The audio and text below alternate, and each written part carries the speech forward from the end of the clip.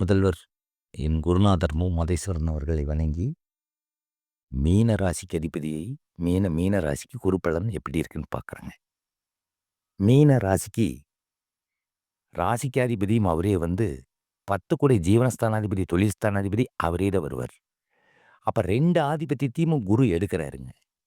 எடுத்து என்ன பண்றாருன்னு பார்த்தீங்கன்னா, அவர் 3ஆம் இடத்துல இருந்து ஒரு 4ஆம் இடத்துல போய் தொழில் ஸ்தானத்த பார்த்துருவாருங்க. இப்போ வர்ற குரு பெயர்ச்சி ராசிக்கு 4ஆம் இடத்துல உட்காருவாருங்க.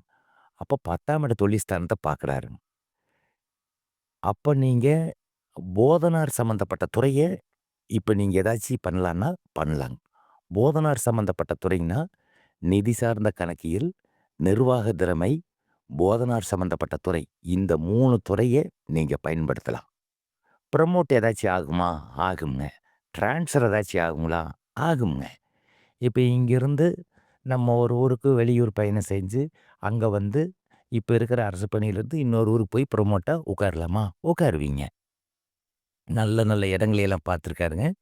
உங்களுக்கு ஏற்பட்ட பிரச்சனைக, கஷ்டங்க எல்லாத்தையுமே 5ஆம் பார்வையில 8ஆம் இடத்த பார்க்கறனாலேங்க, உங்களுக்கு இருக்கிற பிரச்சனை எல்லாம் முடிச்சு போடுவார். இந்த கோர்ட்டு கீஸு, வம்பு இதெல்லாம் இருந்ததுனாலும், அதெல்லாம் உங்களுக்கு சால்வ் ஆகுங்க. அதை பத்தியே நீங்க நினைக்க வேண்டாம். தொழில் நல்லா இருக்குங்க. மீன ராசிக்காரங்களுக்கு தொழில் நல்லா இருக்கு.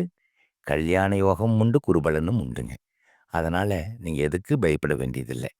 தொழில் முன்னேற்றங்கள் ஏன்னா, குரு 4ல உட்காந்து 10ஆம் இட தொழில் ஸ்தானத்த பார்த்தாலும், சனி ராசியிலேயே உட்காந்து 10ஆம் இட தொழில் ஸ்தானத்த பார்த்துருவாரு. அரசு பணிகளுக்கு நெறைய வாய்ப்பு இருக்குதுங்க. அதனால மாணவ செல்வங்கள் டிஎன்பிஎஸ்சி, டிஆர்பி எழுதலாம்னா, கண்டிப்பா எழுதுங்க. நல்ல முன்னேற்றமா இருக்கு. பயப்படவே வேண்டியதில்லைங்க. குரு பெயர்ச்சி உங்களுக்கு சாதகமா இருக்குது. வணக்கம்.